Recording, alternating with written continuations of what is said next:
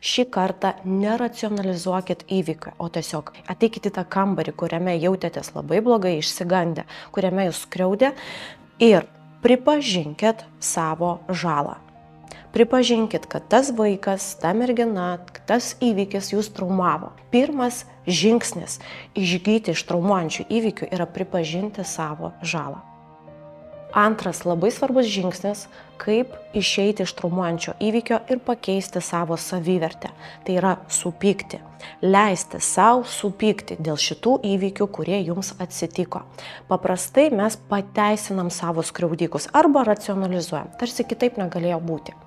Ir dėl to esam užstrigę toj situacijai, o dar dažniau mes priimam didžiąją dalį kaltės ir tiesiog pastoviai jaučiam giluminę kaltę, kuri nuspalvina mūsų visą gyvenimą tamsiom spalvom. Ir atrodo, iš jos neįmanoma išlipti. Leiskit savo